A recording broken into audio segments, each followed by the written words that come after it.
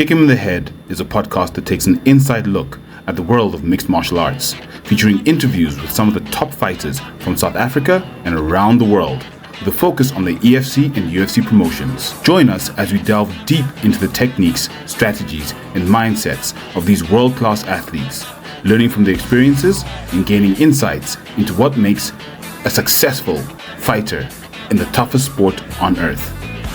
Kick him in the head! Yes. Welcome to Kicking in the Head podcast. Shaheed, how are you doing today? I'm really good. This good evening, good day. It's all good. How are you doing, my man? I'm doing fantastic. Been doing a bit of traveling, but back to talk MMA, the one thing I love. So yeah, let's get into it.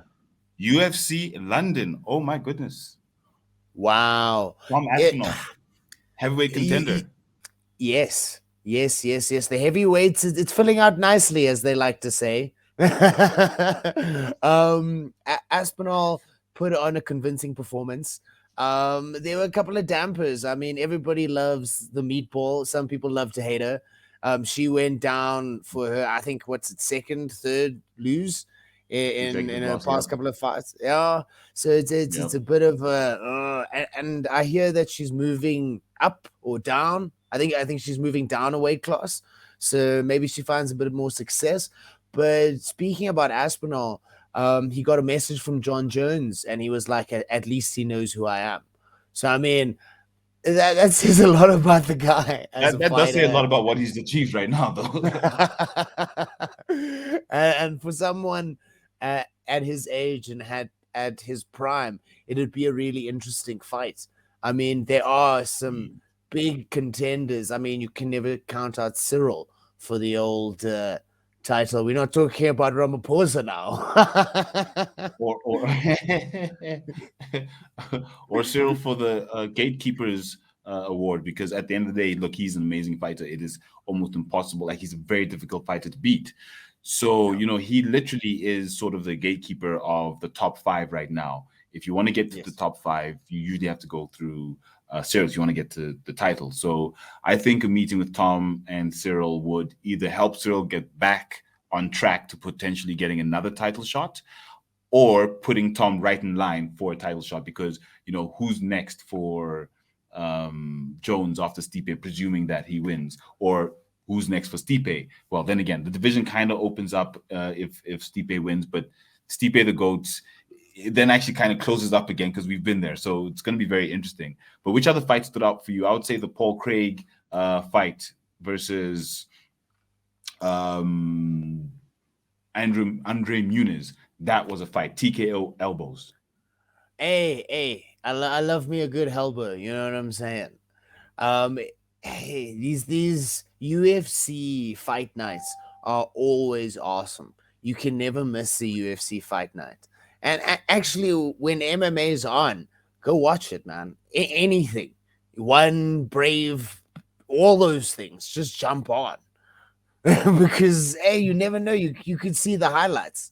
You could see what everybody's going to be seeing for the next couple of weeks.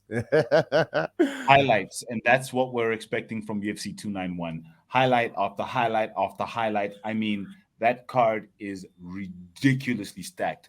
I know we've talked about a few cards this year being stacked, but this one, top to bottom, all the way from the prelims. I mean, you've got Derek Lewis fighting the prelims. I mean, wow.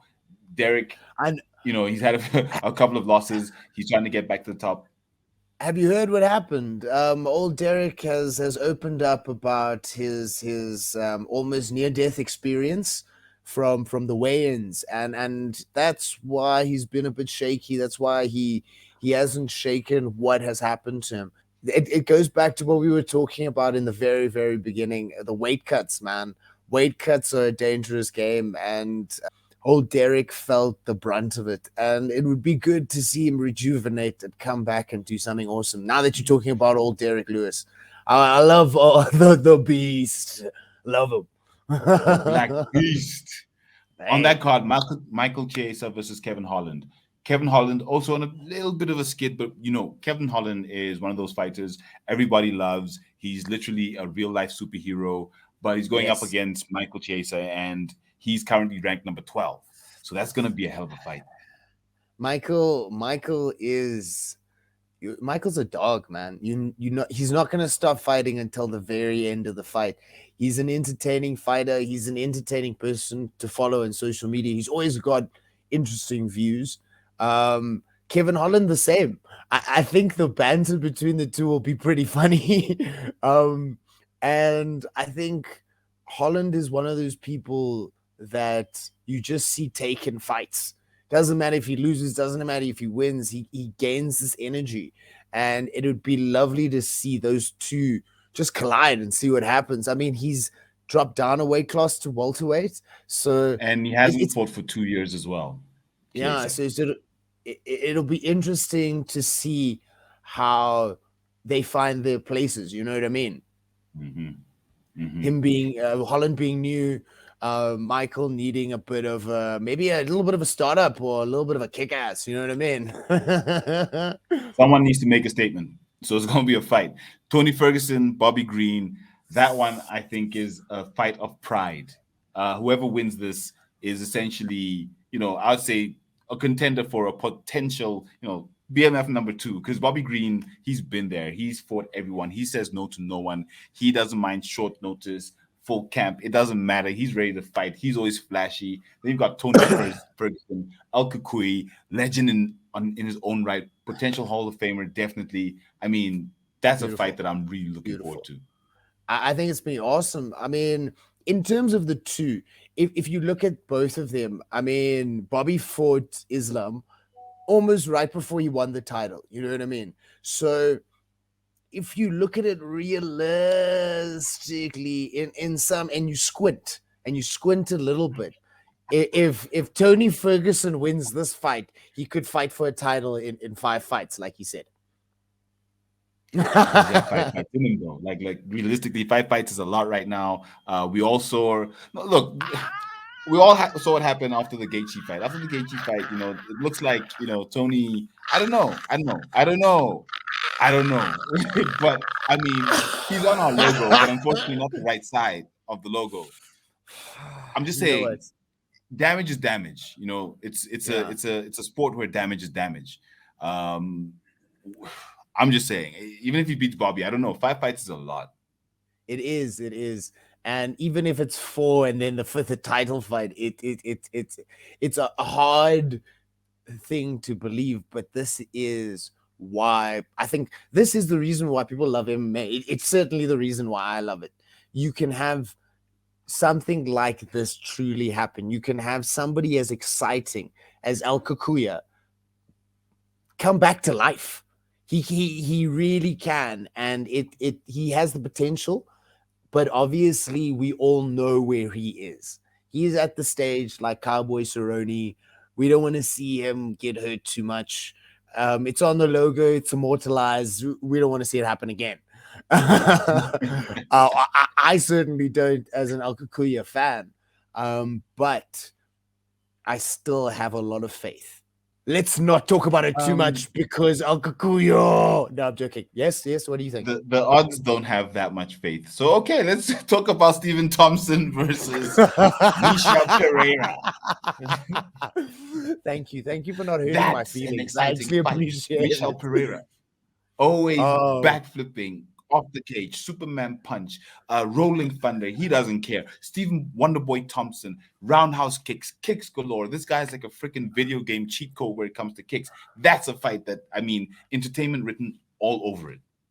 Wonderboy is truly Wonder Man. I love Wonderboy, man. He's awesome. He is truly like one of the most underrated fighters, I believe. His style, his ability to finish is insane. I mean, before Jorge was going on his winning streak, who's the person that knocked him the fudge out? Wonderboy's got some heavy highlights. You know what I'm saying? And at the end of the day, he's number 7 currently in the welterweights, and he's versing number 15. So it's a very tantalizing fight for the division as well, because Michel wins, he's going right up there. And now you have this exciting fighter who can start calling out your top 5. Wonder Boy, if he wins, he's maybe 1 or 2 fights away from a title shot. So it's a very exciting fight for the welterweight division as well. The welterweight division has become very spicy, and especially after Camaro lost, it showed a beatableness. You know what I mean? And he has to earn his place back. He has to earn his title back, and it would be lovely to see. Maybe he moves up into into the middleweight category. That would be interesting. I'd love to see. He's a big dude. I'd love to see it happen just for interest's sake, and then Israel go up to light heavyweight. You know, these are the dreams. Israel up to light heavyweight is what we're all touting. If Jan Blachowicz beats, Pereira, Alex Pereira, Portan, defeats Jan, put some respect on my name, Blachowicz, right? Then you have a very tantalizing fight that's set up for Izzy to go up and try again for the 205 belt, because at this point, he's gone for it. He lost to Jan. But does Izzy deserve? But does Izzy deserve? So if Alex is a contender for the light heavyweight, okay, the light heavyweight is actually such an interesting situation right now. Okay, Alex wins. He goes for a vacant title against Yuri, right? Yuri. Wait, didn't they make this a title fight? Yes, it's not a title fight. Cool. So yes, he would then go for the vacant title against Yuri. Yeah. So that makes the division very interesting. You got Walker looking very good at the moment. You've got sorry? I said Johnny the cartoon man Walker. Hey, Johnny, he's a very interesting man, and I've got a lot to say, but I don't think it's all very good. But I reserve my opinion. He's looking good right now, and he's adding to the division. And with Sweet Dreams out, there's a lot of interesting ways that this could go. Pereira winning poses interesting questions, but if Jan wins, I think we've got more to see from him as a champion. I mean, Glover, the loss against Glover really hurt, man. It was a sore one, and I think the fact that Glover and Pereira are in their camp together, it poses very weird emotional things for Jan, because the guy that beat him and that is there, and how does he combat against this arsenal? And I think if he wins, it's truly awesome, and put some respect on Jan's flippin' name, man. The thing is, he's 40. So I hear you, but yes, and I know Glover won it at what, 41, 42 or somewhere there, the oldest champion. But you know, it poses an interesting question. And to be honest with you, I think Jan beats Yuri simply because he's stronger. He's got technical capabilities. He's got more power. Yes. But Jan's leg kicks, I think, will play a big role, because he's like an expert leg kicker, calf kick. He's one of the best, which will then possibly distract Yuri. I see Jan beating Yuri. That's me. Alex, however, versus Yuri, that one is a very interesting fight, because that one I think can go one way or the other. But looking at it, look, for me, I'm with the odds. You know, it's close. Minus 120, minus 110. It's very close. They don't know who's going to win. We don't know who's going to win this one. It is very close. And if Jan gets through, like you say, if Jan gets through Alex, there's a very good chance he becomes the champion again. Because I think Yuri is, I feel a certain inexperience coming from him. I feel like he's wild. It's good and bad at the same time. Yuri, age comes experience. Age comes technical thought rather than ability. So being able to think in a lateral way, because you have to, because you can't physically pull it through anymore to that level. So it's an interesting chess game if if he gets through the gargoyle known as Alex Pereira. Or what do we call him? Mike 100%. Myers. Gee whiz. BMF number 2 versus number 3. Poirier, Gaethje, fireworks written all over it. Blood, guts. Well, hopefully not guts. Gore. No, hopefully not. Oh, that fight. Oh, that fight. Oh, that fight. That's all I can really say. Oh, wow. Such a tantalizing fight because with their first fight, that was one of the best fights I had ever watched because I was very new into UFC when they fought the first time. And that fight was just insane. They were just slogging at each other. It was madness. And to think that this could then be a number 1 contender or potential title fight bout, I mean, well, opportunity bout. I mean, this is very, very exciting. Now they both got something to win for. Exactly. And I think... It doesn't make no sense. It made sense to me. It made sense. We're happy. Yeah. I think it's the tantalizing pheromones of the violence that will ensue that is just bubbling in your brain there. So, in all honesty, this is another one for the books. It's either going to be finished quick or it's going to be a damn bloodbath. The two, okay. So my prediction is Gaethje goes and knocks out Poirier. Okay. Specifically, only because Gaethje, in his past performances, has just gotten better and better and better.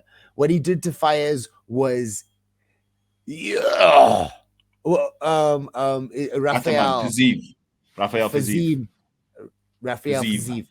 Fiziev. Sorry about that. Rafael Fiziev. What he did, what he did to him was insane. Before that, Rafael was going and he was coming hard. He was coming hard for the division. And Gaethje was seen to be a bit of a floppy. Like, you know what I mean? It could go either way. And Gaethje solidified why he's in this fight. He solidified. The innuendo and the hyperbole in your words are crazy, but it's okay. I hope no one else catches how one is hard and one is floppy, but okay. Hey, man. Hey. It's two grown men wearing spandex fighting each other. People can take it whatever the way they want. It's awesome. But speaking of amazing fights, we've also got Khamzat versus Costa. Not obviously at 291, but that's coming, and it's been making headlines because Khamzat has been calling Leon out, obviously the champion. Leon still has to defend his title. He's not happy to defend against Colby, but that fight's definitely going to happen. And he's presuming, or let's presume, he wins because, well, let's see. We say Colby has not fought anyone who's actually current. I mean, he's got one current active fighter in the UFC. So if you look at the pedigree, you would expect him to lose to Leon. Unfortunately, because Leon has beaten the best twice in Kamaru, and Leon has the pedigree. He's fought Nate Diaz. He's fought the best.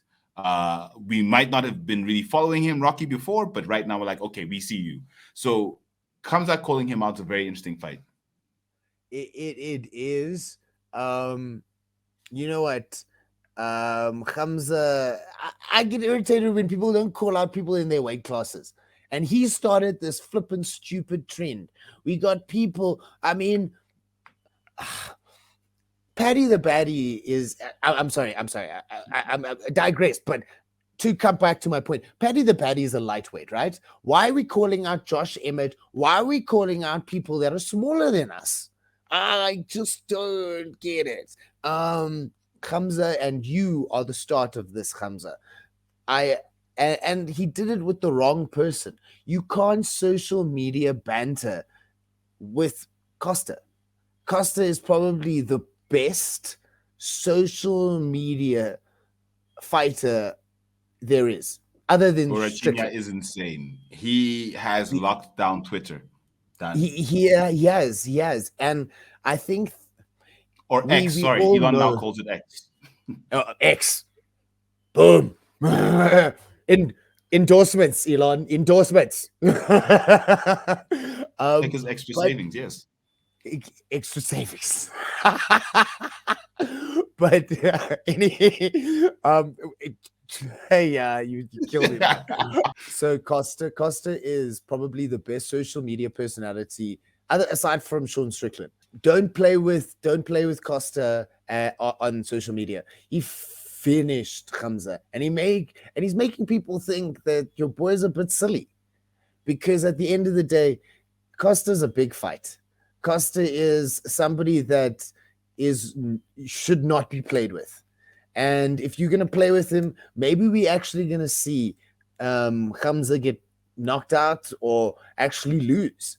Because do not think that your opponent's a pushover, because anything can happen in MMA. Anything can happen. And calling out somebody else and having a fight in front of you and not talking about the fight in front of you will lead to you getting knocked will lead to getting kicked in the head. It will. Yeah, because that's how it goes. Strickland in, Dricus out.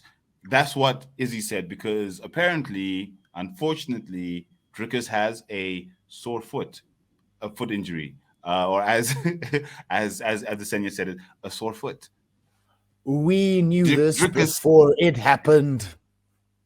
Mhm. We just need to say this for everybody that's listening. We don't our Twitter and our social medias are spicy. Follow, like, and subscribe, people. We be spicy. We be throwing things. You guys don't even know.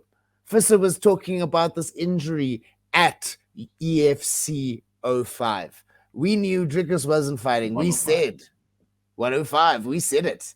We sat next to each other. We were like, hey, what? Your boy's injured. Hey, it's not happening. That fight's not happening. We knew it. Listen, like, and subscribe, people. So what do you think? That was a fight we were really looking forward to. But I mean, Strickland versus Adesanya.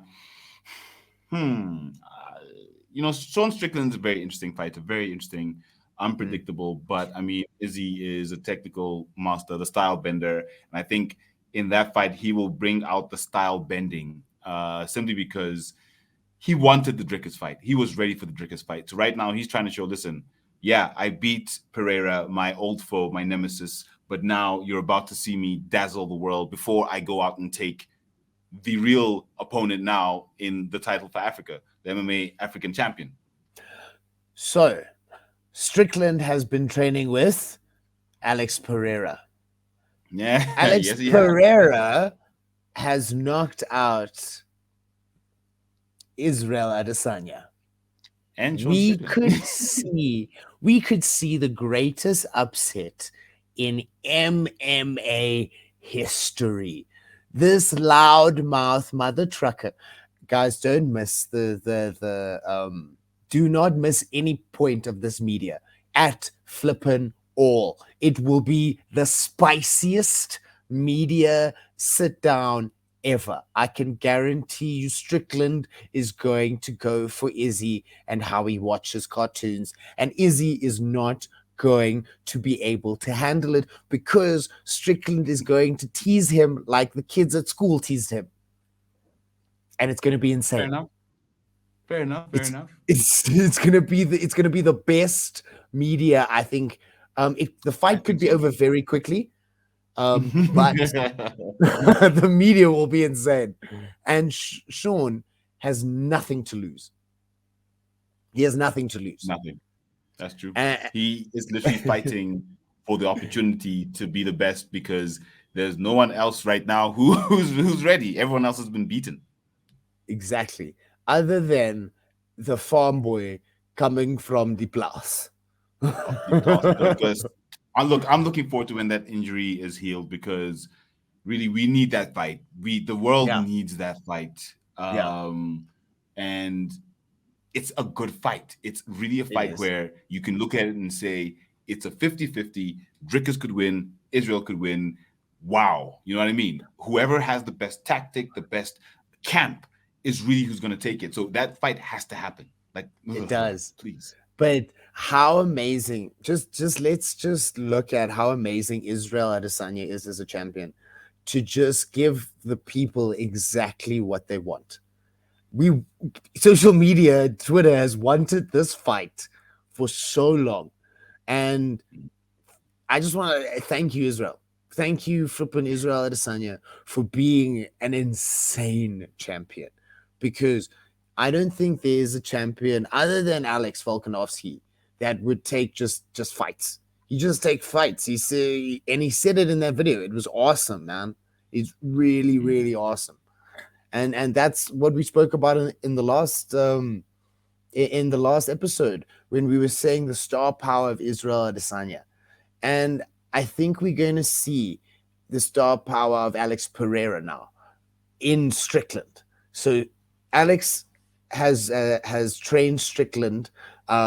Izzy is this unstoppable force that Alex has stopped at one point or another. And with this craziness, hillbilly, burn the house down mentality that Sean has, we could see something amazing. And that's MMA, man. Who's your fighter of the week? It's a crazy week in MMA. Lots happening as always. But this week, who are you looking at and saying, you know what? Yeah, that's you. I like it. Let's get it. You the man. My man, he's fighting this week. Kevin Holland. Dun, dun, dun, dun, dun, dun, dun, Superman dun, himself. The Black Superman, man. I think he is. When we hear these stories about people just doing selfless things and helping people out, these guys train all the time. And to hear that he's like a selfless human being, a guy that will run after cars, that stops shootings in restaurants. I loved him on social media. I started following him. All of a sudden, he was stopping crimes. I was like, this guy's awesome. But I digress. Who is your fighter of the week? I think it has to be Alex Pereira. Ooh, If I look at what Mike Poatan Myers, has baby. done, hey, baby. I mean, if you look at what he's done since he came into the UFC very recently, a very short MMA career. Yes, he may be somewhat riding the star coattails of Israel, but he's lived up to the billing. I've been seeing his social media work, especially for someone who doesn't even speak English. He's also pretty he's got some entertaining stuff. I mean, he was wrestling Glover in a river and tried to drown Glover Teixeira. I mean, he's a madman, and I absolutely love it. So I think this week, I love Jan Blachowicz. The fight, like the odds say, the odds don't know who's going to win. I don't know who's going to win.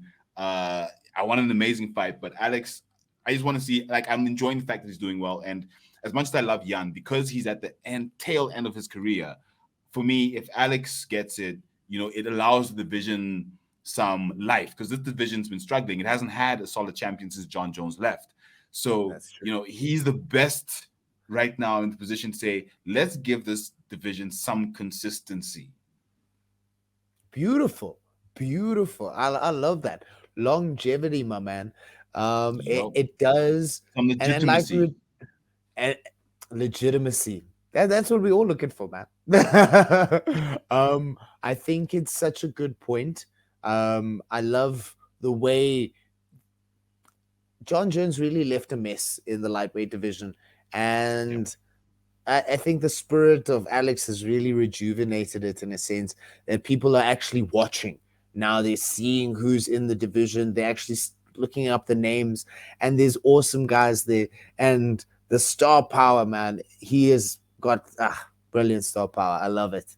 And in topics, man, we've been seeing some interesting ways to motivate fighters. Wow. I think you're about to speak about Fisser the Kisser. Wow. MMA What's Twitter your is opinion? going wild. MMA Twitter is going wild. If you have not been watching, if you have not been listening, Fissa is a kisser, man, and guys, Wait, who is Fisser? yo. Fisser, we're talking about CIT coach Dricus Du Plessis, obviously currently number 2 in the world, middleweight. They've currently got Team CIT under his coaching, the current bantamweight title with Shaka Zulu boy. No, wait. King Shaka. King Shaka, sorry, not Shaka Zulu. My apologies, King Shaka.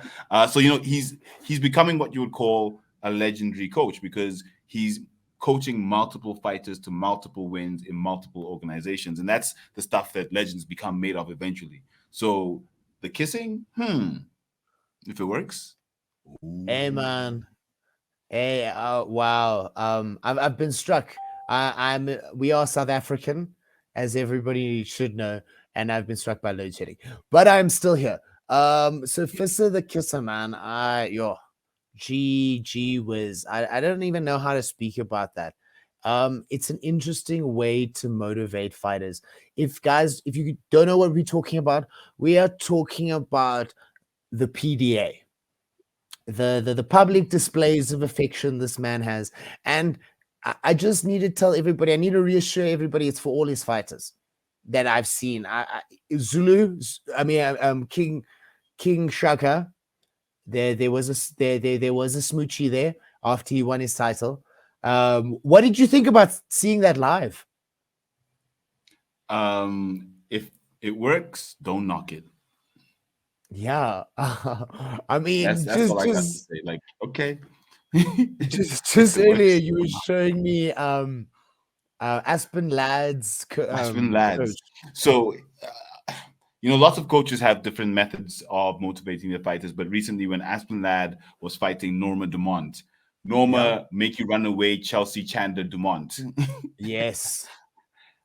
And she went into her corner, and her coach was literally ripping into her, dropping F-bombs. I don't know what you're doing. What are you doing? Get your head in the game. This is absolutely unacceptable. And using a lot of very, I guess you'd call aggressive, non-constructive input. And his fighter didn't win. So, if it takes a kiss to help your fighter win versus them losing on F-bombs, I'm just saying, let's go with the kiss, baby.